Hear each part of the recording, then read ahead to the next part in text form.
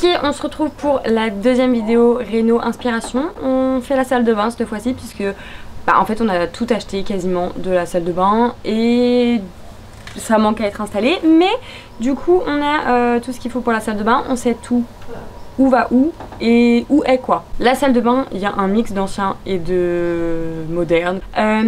Tout d'abord, on a une pièce qui est donc carrée quasiment puisqu'elle fait 2,60 par 2,63 je crois. Voilà, elle est assez grande pour une salle de bain, enfin c'est assez pratique pour circuler, etc. Donc quand on rentre dans la salle de bain, on a la baignoire sur notre gauche et machine à laver, plan de travail, etc. je pense potentiellement côté droit. Donc du côté de la salle de bain, on a des dalles en PVC qui font un peu imitation ardoise, donc en L, qui fait donc le mur salle de bain toilette.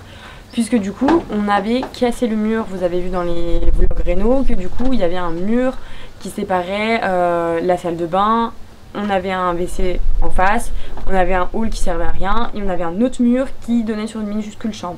On a cassé le L de ça pour tout ouvrir et basculer le toilette qui était dans la chambre, dans la salle de bain, puisqu'on avait quand même de la place, même si c'est pas le WC le plus où on aura le plus d'espace, etc. Au moins on a un deuxième WC en haut qui est quand même très pratique. Donc on a des dalles PVC tout le long du L, donc qui fait baignoire et toilette, comme ça plus facile à nettoyer, etc. Ensuite pour la baignoire, on a choisi tout ce qui est robinetterie en noir mat.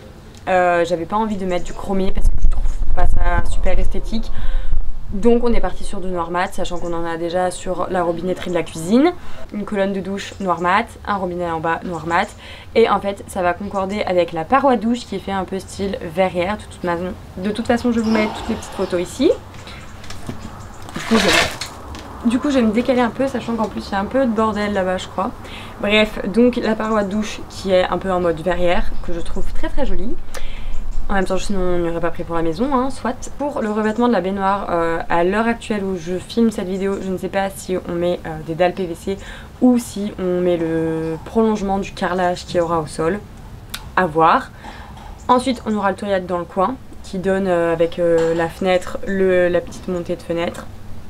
Donc je ne sais pas s'il y aura des choses en rapport avec les toilettes à ce niveau là, ou alors est-ce qu'on mettra des étagères ou un meuble à côté, parce que je voudrais également à côté de la machine à laver, donc qui sera à la droite quand on rentre dans la salle de bain, juste à côté, puisqu'après on a le sèche-serviette, je vais y arriver, c'était dur à dire, donc je sais pas trop encore comment on va agencer ça, etc. De toute façon c'est dans les finitions et c'est clairement des broutilles parce que avant il y avait beaucoup de trucs à faire.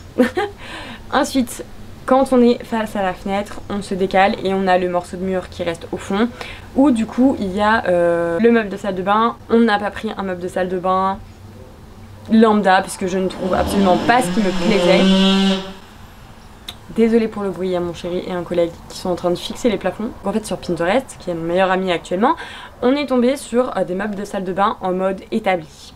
Je trouve ça super beau et sachant qu'en plus de ça, comme je vous l'avais expliqué dans la première vidéo Inspi et Réno, on est dans une vieille maison avec des pierres, etc. Il y a un charme, quelque chose d'un peu ancien, donc je voulais mixer les deux.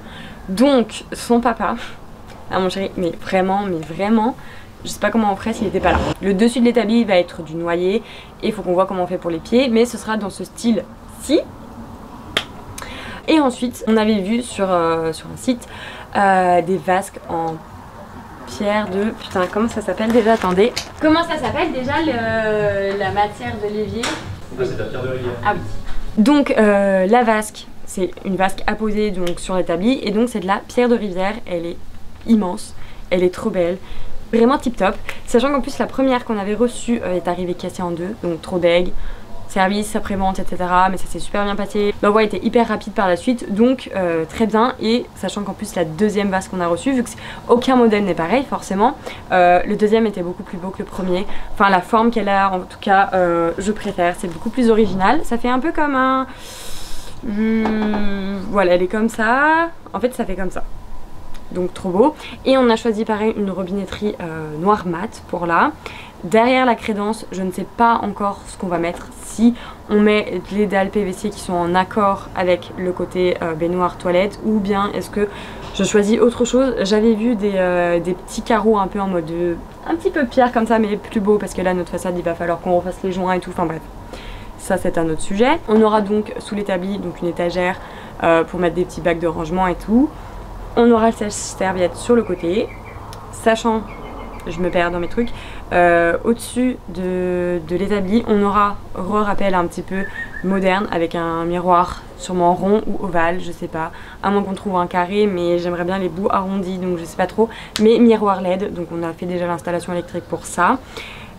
Donc sèche-serviette, potentiellement si on arrive à trouver une colonne de salle de bain qui rentre entre le sèche-serviette et la machine à laver, on mettra ça, soit qu'on prolongera le plan de travail qui ira sur la machine à laver pour faire du coup un L et rajouter des étagères, ou bien tout simplement mettre des étagères au mur, un peu comme ceci. Donc voilà pour ça. Et en termes de carrelage, on est parti sur un truc un peu grisonnant qui va avec les dalles effet ardoise, et là pour le coup on est un peu sur, ça fait un peu comme du terrazzo mais avec des nuances de blanc, de gris, d'un peu plus foncé, et je le trouve tellement magnifique. J'ai vraiment trop hâte de le voir poser, sachant que c'est un format un petit peu différent puisque c'est du 25 par 90 ou 90 par 25, je sais pas, enfin c'est des grands rectangles, donc c'est pas forcément ce qu'on voit partout, et je pense que le mix de tout ça va être canon, avec des petites plantes là sur le rebord de la fenêtre d'ailleurs qui est énorme, puisque avant c'était deux toutes petites fenêtres avec un énorme encadré, enfin on perdait une place folle, mais sachant qu'avant en fait il y avait un mur entre les deux fenêtres, donc c'était deux pièces différentes, c'était un Bronx un peu, enfin genre l'agencement dans les vieilles maisons c'est vraiment pas ça. Du coup là d'avoir mis une grande fenêtre comme ça, sachant que là du coup dehors, là ça donne sur les tôles qui sont absolument pas transparentes, elles sont dégueulasses au possible. On a 4 lamelles qui sont en amiante qu'on doit après tout ça changer, et c'est pareil, ça ramènera beaucoup plus de lumière. Donc voilà pour cette petite vidéo d'inspiration pour la salle de bain. J'ai très hâte de vous montrer le résultat final et ce que ça va donner à la fin. Donc voilà pour cette vidéo, j'espère qu'elle vous aura plu. Dites-moi ce que vous en avez pensé dans les commentaires, et puis nous on se retrouve dans une prochaine vidéo vlog réno. À très vite, des bisous.